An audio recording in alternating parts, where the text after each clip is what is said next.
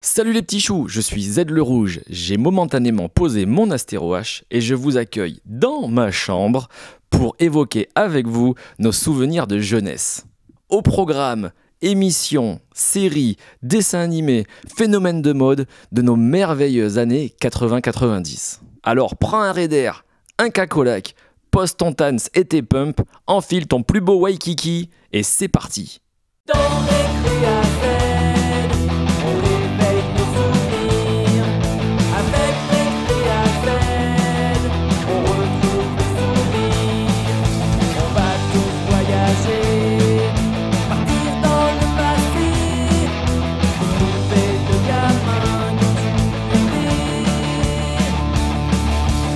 En 1986, débarque en France sur la mythique chaîne La 5, une série qui aura dynamisé toutes les balades à vélo des enfants des années 80 et 90. J'ai nommé Tonnerre Mécanique.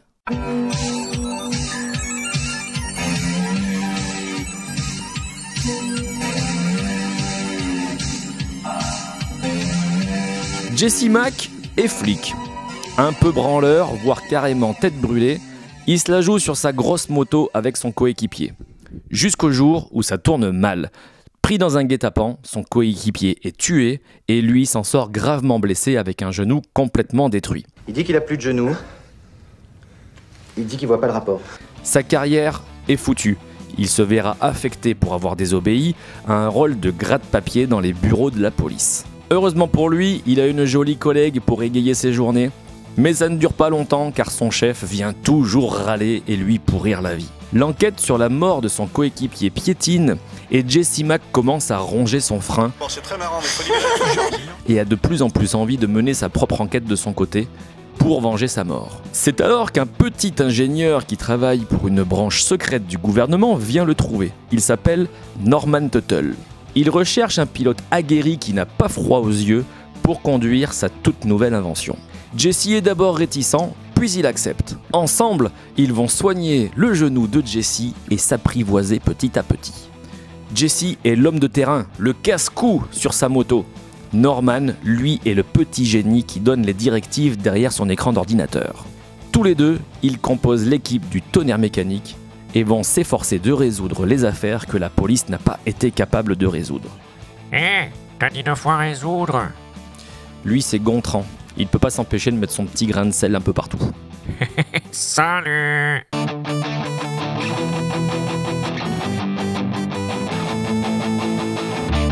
Tonnerre Mécanique, Street Hawk en VO, c'est la réponse trouvée par ABC pour contrer la concurrence, notamment CBS avec Supercopter et NBC avec K2000.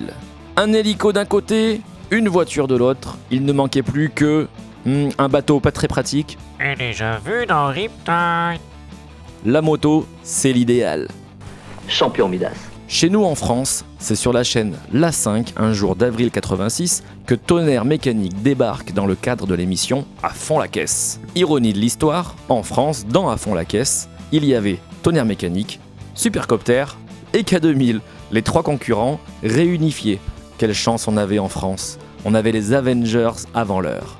Les épisodes sont diffusés parfois le matin, parfois le soir, voire même l'après-midi. Et pourtant, elles ne comptent que 13 épisodes. Et oui, à l'époque, pas d'internet, pas de replay, donc les chaînes rediffusaient encore et encore les épisodes à des horaires différents et des jours différents pour être sûr que le public puisse trouver le créneau qui lui convient. La série est très présente à l'antenne jusqu'en 1987. Impossible de la louper. TF1 reprendra le flambeau en diffusant Tonnerre Mécanique en 1988, puis ce sera le tour d'M6 de 91 à 94. Bien entendu, beaucoup d'autres chaînes vont multi-rediffuser cette série dans les années suivantes. Voilà comment, avec seulement 13 épisodes, une série devenait culte dans les années 80-90 en France.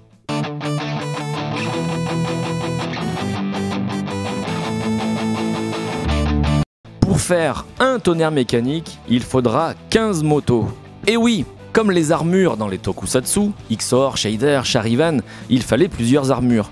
Une très jolie pour les plans rapprochés, une un peu plus grossière mais plus solide pour les cascades. C'est une moto de type cross qui sera utilisée pour Tonnerre Mécanique.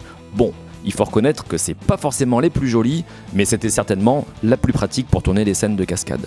C'est une Honda XL 500 de 1983 qui sera utilisée pour tourner l'épisode pilote. Puis 3 Honda XR 500 pour la suite de la série et 11 Honda CR 250 pour toutes les scènes de cascade. Cette dernière, qui est une plus petite cylindrée, est aussi plus légère et donc plus pratique pour tourner les scènes d'action. Je ne sais pas pourquoi le nom d'origine Street Hawk n'a pas été gardé par la production française. En effet, même si dans les années 80 on n'était pas vraiment anglophone, c'est un mot qui reste quand même assez simple à comprendre et à prononcer. Et puis il faut reconnaître, c'est quand même vachement plus classe que Tonnerre Mécanique. On pourrait dire la même chose d'ailleurs de Supercopter qui dans sa version originale s'appelle Airwolf, le loup des airs. C'est quand même autre chose. Mais en même temps, avec ce titre original, on n'aurait jamais pu créer la merveilleuse chanson que l'on chantait dans les cours de récréation. C'est Supercopter, la fin en l'air, le cul par terre et ça pue. D'ailleurs, le faucon est dans la rue, le loup est dans les airs. C'était pas plus logique de faire l'inverse? En tout cas, ça nous faisait le début d'un joli bestiaire. Il manquait plus que Manimal et ça nous faisait un zoo. Jesse Mack ne fait qu'un avec le Tonnerre Mécanique, qui possède tout un tas d'armes et de gadgets dans son carénage. Fusée intégrée, rayon laser, lance-roquettes et même un hyper boost qui est lancé à distance par Norman Tuttle depuis son ordinateur. Le fait que Norman puisse piloter lui aussi certaines fonctions du Tonnerre Mécanique à distance crée souvent quelques prises de bec entre les deux acolytes. Le casque de Jesse Mack contient lui aussi plein de fonctions incroyables. Zoom, caméra, viseur infrarouge. Et pour ceux qui se posent la question, Tonnerre Mécanique peut atteindre, officiellement, 500 km/h et faire des bonds à 30 mètres de haut. Comme souvent avec les séries américaines, on tourne là-bas d'abord un épisode pilote qui sert de test. Si le test passe, on tourne le reste de la série, sinon, ça reste au placard. La plupart du temps, les producteurs mettent leur grain de sel, ce qui amène beaucoup de modifications entre l'épisode pilote et le reste de la série, voire même des incohérences. Ils peuvent faire modifier le scénario, le profil d'un personnage, voire même carrément remplacer les acteurs. Par exemple, après l'épisode pilote, Jesse Mack se met à entamer une double vie. Il est donc agent gratte-papier des services police la journée et vengeur masqué la nuit. Mais pour les autorités, et notamment pour son supérieur Leo Altobelli, le Tonnerre Mécanique est reconnu comme hors la loi. Il sera aussi une source de gêne pour les relations publiques de la police. Bah oui, c'est la honte, Tonnerre Mécanique résout mieux les affaires que la police elle-même. Chaque épisode traite d'un crime ou d'une mission indépendante. Il n'y a pas spécialement d'arc narratif liant les 13 épisodes.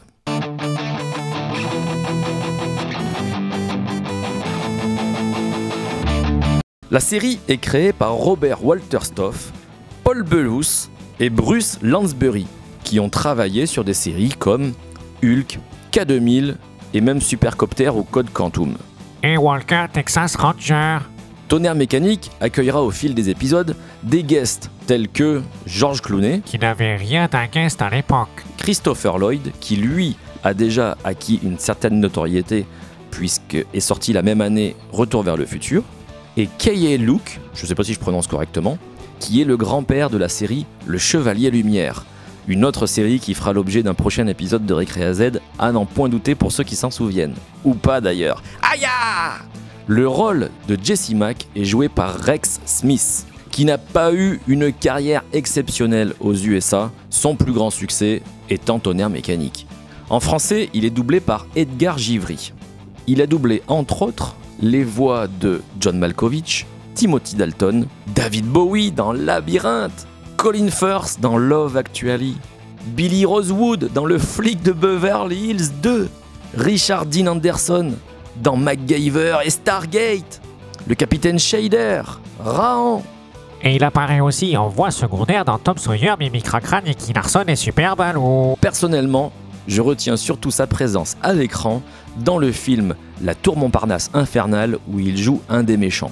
Concernant Norman Tuttle, c'est Joe Regalbuto qui incarne le rôle. Lui aussi, bien qu'ayant interprété quelques rôles significatifs dans certains films américains, sa carrière n'aura jamais vraiment décollé. Et Tonnerre Mécanique reste certainement son plus gros fait d'armes. Concernant sa voix française, c'est François Leccia, j'espère que je prononce bien, qui s'y colle. Et là, attention les amis, c'est du très très lourd. François Leccia a donné, entre autres, sa voix à Jean-Claude Van Damme dans Bloodsport, à Travolta dans La Fièvre du samedi soir, à Hayato dans Sankukai, à Albator. Il a aussi travaillé sur Nicky Larson, Friends, Sailor Moon, Transformers, Les Maîtres de l'Univers, l'Empire des 5, Tom Sawyer. Bref, sa voix vous la connaissez forcément.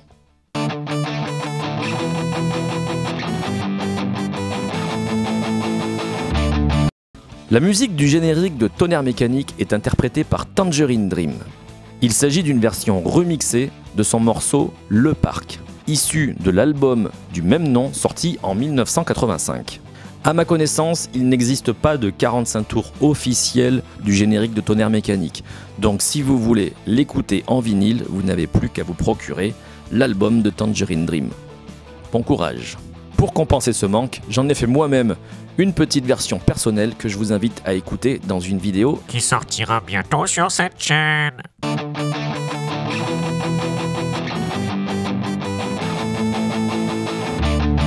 Côté produits dérivés, nous n'avons pas eu de jouets Tonnerre Mécanique en France, ou alors vous m'apprenez quelque chose. Mais quelques-uns sont sortis de plus ou moins bonne qualité aux USA. Personnellement, étant gamin, j'aurais adoré avoir un Tonnerre Mécanique version Hot Wheels ou Majorette, comme ce fut le cas pour K2000 et Supercopter. Quand j'étais petit, je me suis inventé mon propre jouet Tonnerre Mécanique. Avec mon vieux casque de moto sur la tête, j'avais accroché un petit bout de carton sur le cadre de mon vélo à l'aide d'une pince à linge piquée à ma maman. Le frottement du bout de carton sur les rayons de la roue arrière imitait à la perfection le bruit du moteur de Tonnerre Mécanique. Eh ben t'aurais dû déposer le brevet. Avoue, tu l'as fait ça toi aussi.